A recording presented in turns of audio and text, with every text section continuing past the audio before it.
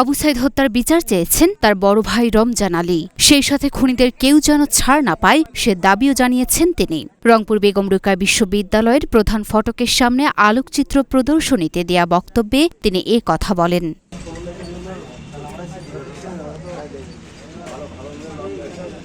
Photo সাংবাদিক আদর রহমানের তোলা বৈষম্যবিরোধী ছাত্র আন্দোলনের সময়ে তোলা আলোকচিত্র প্রদর্শনী শুরু হয়েছে গতকাল। বেগম রোকেয়া বিশ্ববিদ্যালয় সাংবাদিক সমিতির আয়োজনে প্রধান ফটকে হচ্ছে প্রদর্শনীটি।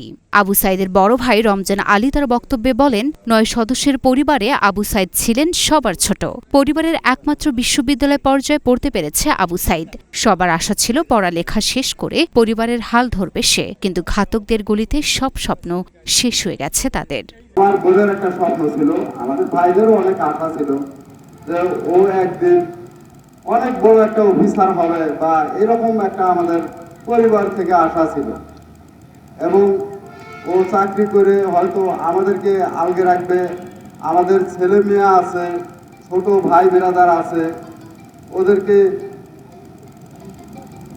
ওদেরকে আর কি সহযোগিতা করবে, এরকম আমাদের একটা আশা। সাংবাদিক আদর রহমান ১৬ জুলাই তুলেছেন প্রায় ৩৫০ ছবি, যার মধ্যে ৫০টি নিয়ে করা হচ্ছে এই প্রদর্শনী। সাইদকে নিয়ে গবেষণা কর্মে তার তোলা ছবিগুলো ভূমিকা রাখতে পারে বলেও জানান তিনি। ভিডিওগ্রাফির যে ছবিটা মূলত ভাইরাল হচ্ছে, এটা ছিল বাইরে মূলত আমার ছবিটার ডান থেকে সব দেখতে পাচ্ছেন। ডানের ছবি যেটুকু সম্ভব হয়েছে, মানে আমার খুব কষ্ট লাগে যখন সাইদ মাটিতে পড়ে গেল, ওর বন্ধুরা কাঁধে করে নিয়ে যাচ্ছে।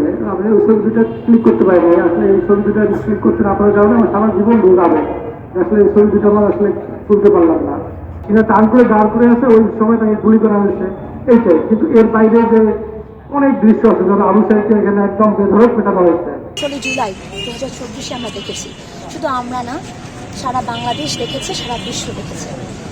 আবু সাইদের যে চাওয়াটা, যৌক্তিক চাওয়া, এই যে ছাত্রদের একটা যৌক্তিক আন্দোলনে রূপ পেতে দেওয়ায় এই যে বিপ্লবী আবু সাইদ, তার রক্ত যখন ঝরেছে, সে ছিল রাস্তায়। তার কথা ছিল কোথায় থাকা, বিশ্ববিদ্যালয়ের ভেতরে ক্লাসে থাকবে, তাই না? সে নেমেই ছিল ছাত্রদের সাথে, সে লিড করছিল অধিকার আদায়ের জন্য। পুলিশ কিন্তু দাঁড়িয়েছিল আমাদের বিশ্ববিদ্যালয়ের গেটে, কি উল্টো চিত্র, এবং ওখান থেকে তাকে শুট করা হয়। তো একটা মানুষ, সে যখন সে বিপ্লবী, সে শহীদ, সে আমাদের নিজেদের ডিপার্টমেন্টের সরাসরি স্টুডেন্ট। প্রদর্শনীটি বিশ্ববিদ্যালয়ের প্রধান ফটকের সামনে শুক্রবার বিকেল থেকে শুরু হয়ে 2 দিনব্যাপী চলবে।